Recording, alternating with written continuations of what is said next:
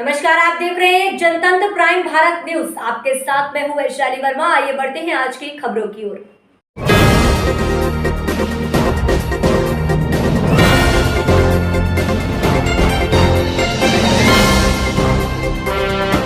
इस समय हम मौजूद हैं राजधानी लखनऊ के केजीएमयू परिसर में, जहां पर आपको बता दें कि केजीएमयू के जो कर्मचारी हैं वो इस समय शांतिपूर्वक हड़ताल पर हैं और ये उन्होंने जो आह्वान किया है कि शांतिपूर्वक जो हड़ताल है वो हमारी अनिश्चितकालीन तक रहेगी, क्योंकि 2016 में कहीं ना कहीं इनको वेतन को लेकर इनके साथ जो है शासन द्वारा जो है, ये इनका कहना है कि शासन द्वारा इनको जो है हमारी वेतन की मांग को लेकर पूरी नहीं किया गया। और आज यहाँ पर आप देख सकते हैं सैकड़ों की संख्या में यहाँ पर जो है यहाँ कर केजीएमयू के कार्यकर्ता मौजूद हैं और इनसे बात करेंगे कि मुख्य मांगे क्या हैं, क्योंकि सबसे बड़ी बात ये आ रही है कि लगातार शासन प्रशासन की तरफ से जो वादे हैं वो पूरे होते नहीं नजर आ रहे हैं। और उनसे बात करते हैं कि किन मांगों को लेकर ये यहाँ बैठे हैं। सर, पहले तो अपना नाम बताएं।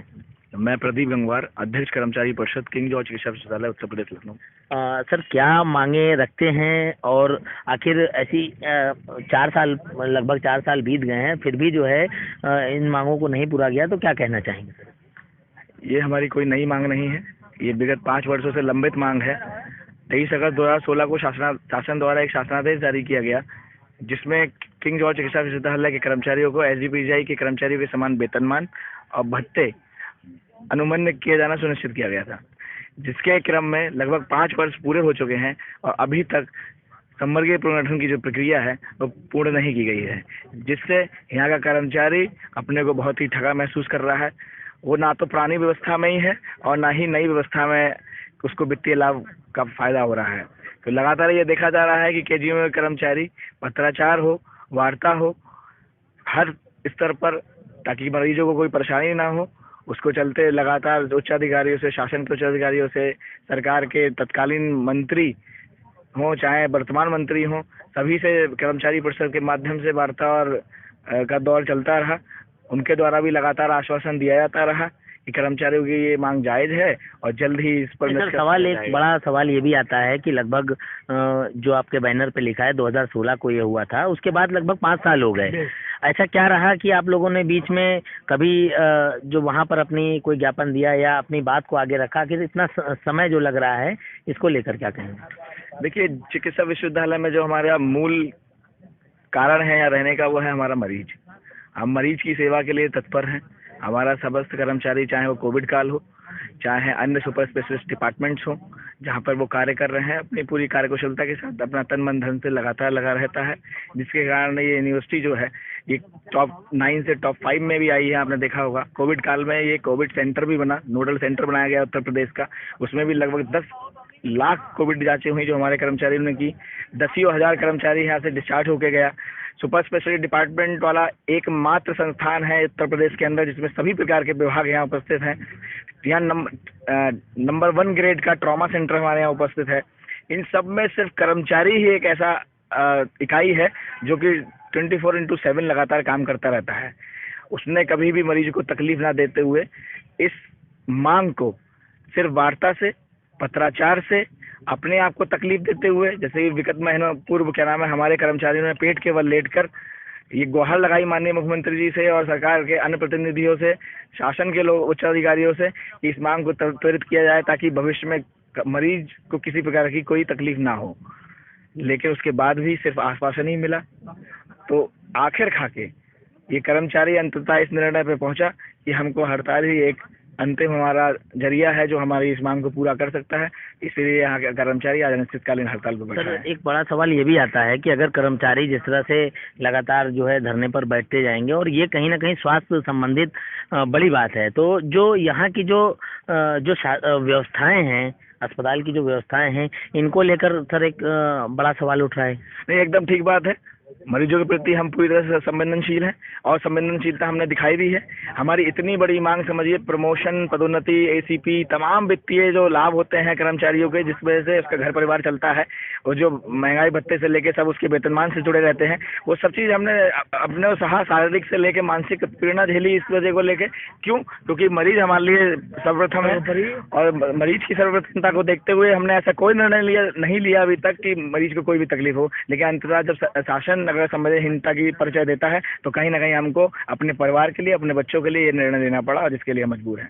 सर, हमारे चैनल के माध्यम से आला अधिकारियों से क्या कहना चाहेंगे कि किस तरह से ये आगे जो भी आपकी धरना प्रदर्शन बंद हो और आपकी मांगें पूरी हों? क्या हमारे बीच का कर्मचारी, हर कर्मचारी, प्रत्येक कर्मचारी अपने कार्यस्थल पर जाने के लिए बहुत उतावला है, और क्योंकि वो जानता है कि हमारे सर्वप्रथम हमारी जो मूल कार्य है वो मरीज की सेवा करना है, और इसके लिए वो पूरी तरह से प्रतिबद्ध है। मैं शासन के अधिकारियों से यही कहना चाहूँगा कि अपनी हठ धर्मिता को छोड़ते हुए, अति विलंबता दिखाते हुए तुरंत क्या नाम है आदेश जारी करना चाहिए कि हाँ, आपकी ये मांग जो है वो तत्काल पूरी की जाती है, और इसके अलावा कुछ नहीं। हमारा कर्मचारी तत्काल अपने अपने कार्यस्थलों पर जाएगा, मरीज की सेवा में पूरा करेगा। और 8 घंटे अगर ये लगता है कि अगर जिस तरह से डिले होता चला जा रहा है और कहीं ना कहीं आपके बीच की बात अगर वहाँ आला अधिकारी तक पहुँच रही है या नहीं पहुँच रही है, अगर इसी तरह डिले होता रहेगा तो अगला कदम? हालांकि हमें मजबूरन होकर ये करना पड़ेगा कि अभी हम जैसे जैसे ये मूवमेंट बढ़ेगा, लोगों में आक्रोश भी बढ़ेगा।